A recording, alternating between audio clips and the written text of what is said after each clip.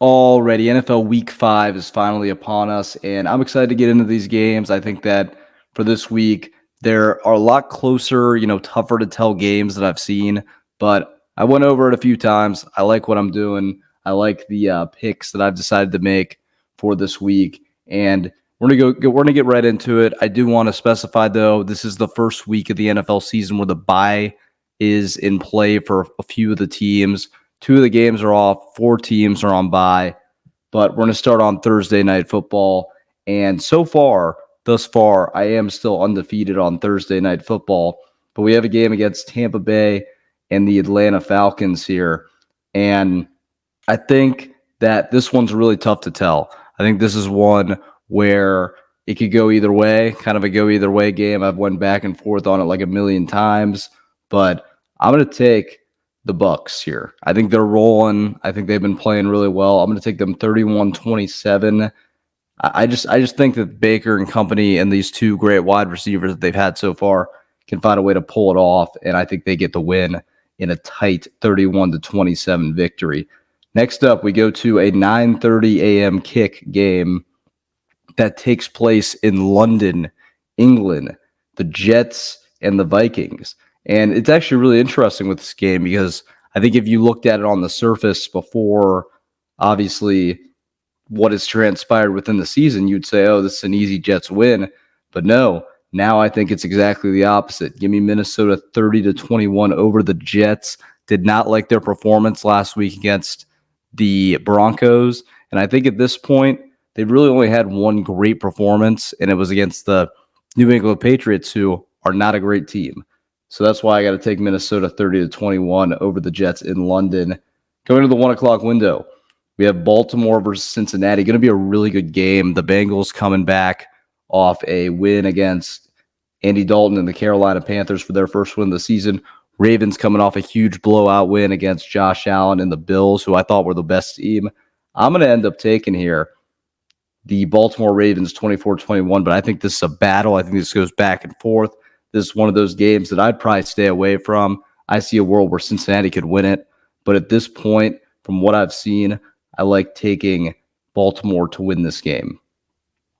Next up, we have the Cleveland Browns and the Washington Commanders. And this is another one of those games where I think at the beginning of the year, I would have taken the Browns. But from what I've seen, from how good Jaden Daniels has been, from how good Cliff Kingsbury has been calling these plays, with how good some of the skill guys have been, I'm going to take Washington 35-14 in a rout. I just think I didn't like what the Browns did in their previous games. I don't like how they've done it. I think it's been really sloppy for them. Deshaun Watson, the quarterback play, has not been great. So that's why I'm going to take the Washington Redskins here, 35-14. Next up, we have the Carolina Panthers versus the Chicago Bears. And the Bears, they impressed me with last week. I took them losing because I thought the Rams would get them, but the Rams were just so injured in that game. But I thought Caleb Williams played a lot better game in that performance. Carolina is just kind of what they are at this point. That's why I'm going to take the Bears 27-17. Closer game than some might think, but I still got the Bears winning by 10 points there. Next up, you have the Dolphins versus the New England Patriots, and this is one that I would also stay away from. These are two teams that are playing really, really bad right now. Neither team is playing good. Miami looks just shell-shocked without Tua. The Patriots are just not it this year as everybody expected. Fluke win over the Bengals week 1, and that's why I'm still going to end up taking New England 10-7. And it's just simply because Miami has shown that they can't really do anything without good, somewhat decent quarterback play. Tyler Huntley, I don't think he can win this game. Give me New England 10-7. Next up, you have a very interesting game. You have the Colts, who are coming off a win, and you have the Jacksonville Jaguars, who are 0-4. And I think it's a close battle. I think it's a close game. But I think Shane Steichen and them and Joe Flacco, if he's playing, get it done over the Jags that have just been helpless this year. And I think it's a close game too. But I think the Colts are at a point where they're too good to lose this Jags team. So I'm going to take them 20-17 over the Jags. Jags will fall to 0-5 in my opinion.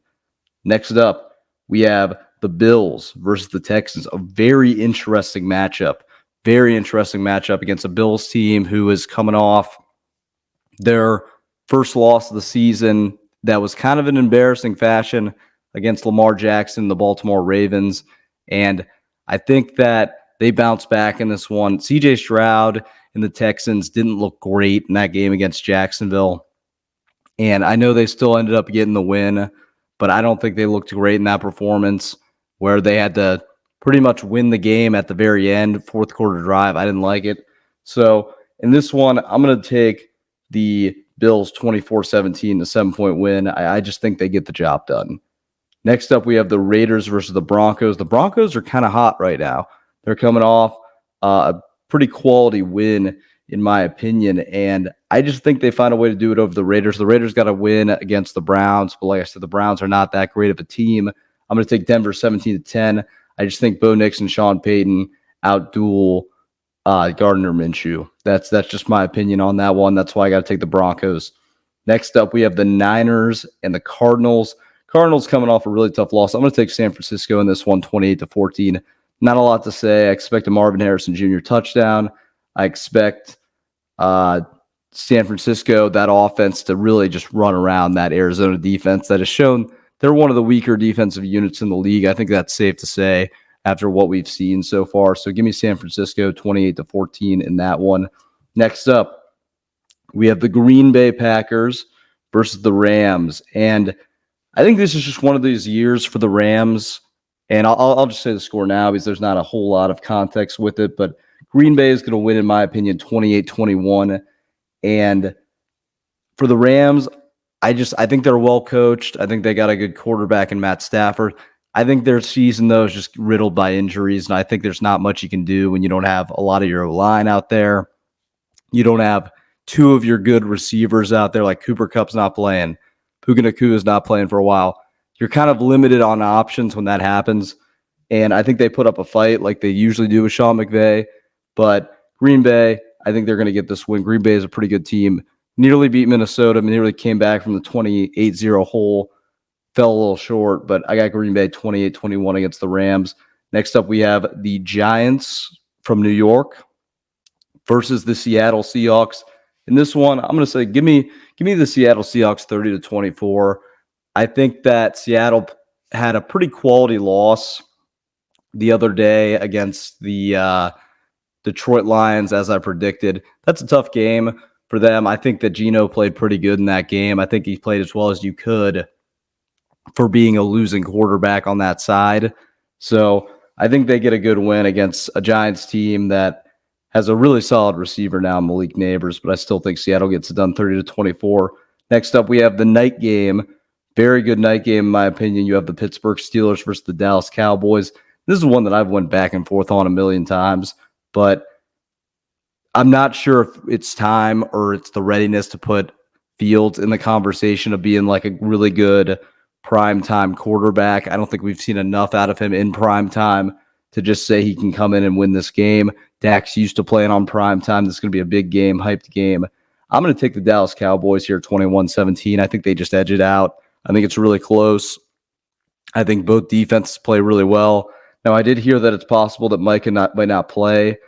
And if that is the case, I might have to look to readjust this, but it's going to be close.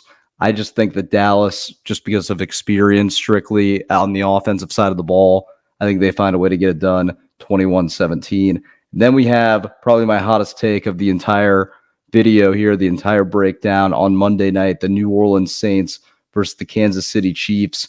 And the Chiefs, they've been playing kind of, these close games where there's a possible chance that they're 0-4 right now in these games. They've won some really tight games just like at the very end. And you can make the debate they've been outplayed in the majority of the games they've won, and they're still 4-0.